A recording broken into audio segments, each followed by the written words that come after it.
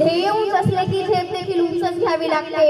आई या गुरुला व वडील या गुरुंना, ज्यांनी माझं भविष्य घडवणाऱ्या त्या शिक्षक रूपी देवांना नमन करून मी माझ्या भाषणास सुरुवात करीते। आजच्या कार्यक्रमाचे अध्यक्ष पूज्य गुरुजन वर्ग आणि गावातील प्रतिष्ठित नागरिक पाहुणे आणि माझ्या बालमित्र मैत्रिणींनो, आज 15 ऑगस्ट म्हणजे भारताचा स्वातंत्र्य दिन। याविषयी तुम्हाला 2 शब्द सांगणारे, तरी तुम्ही शांतपणे ऐकून घ्यावे अशी माझी नम्र विनंती।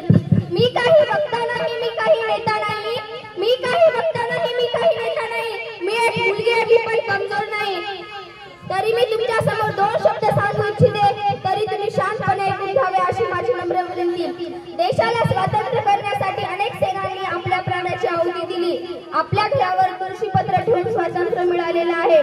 स्वातंत्र्य सहज सुलभ प्राप्त झालेलं नाही। स्वातंत्र्य सेनानी आपल्या पत्नीला विधवा केलं, बालकांना अनाथ केलं, आई वडिलांना आधारहीन केलं, तेव्हा कुठे स्वातंत्र्य मिळालं?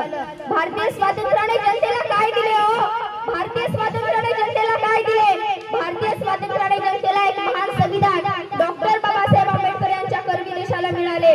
तसेच संविधानाने बोलण्याचा, समानतेचा, स्त्री पुरुष समानतेचा अधिकार प्राप्त करून दिला। यहाँ मंदिर में दाना चुनकर चिड़िया मस्जिद में पानी पीती है, यहाँ मंदिर में दाना चुनकर चिड़िया मस्जिद में पानी पीती है। बुद्ध का उपदेश और ईसा मसीह के बलिदान की गाथा होती है। यहाँ राधा रानी की चुनरी को कोई सलमा बेगम सीती है, यहाँ राधा रानी की चुनरी को कोई सलमा बेगम सीती है। फिर क्यों हो गए हम जुदा? जोड़ने की बात होती है, जोड़ने की बात होती है। आपला भारत देश जवळपास 150 वर्ष इंग्रजांच्या गुलामगिरीत होता।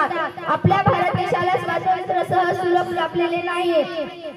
15 ऑगस्ट 1947 रोजी आपला भारत देश स्वतंत्र झाला, म्हणजे इंग्रजांच्या सत्तेवर सूर्यास्त झाला आणि भारतीयांच्या सत्तेवर सूर्योदय झाला म्हणण्यापेक्षा इंग्रजांचा युनिक जॉब उतरून दिल्लीच्या तख्तावरील भारताचा तिरंगा ध्वज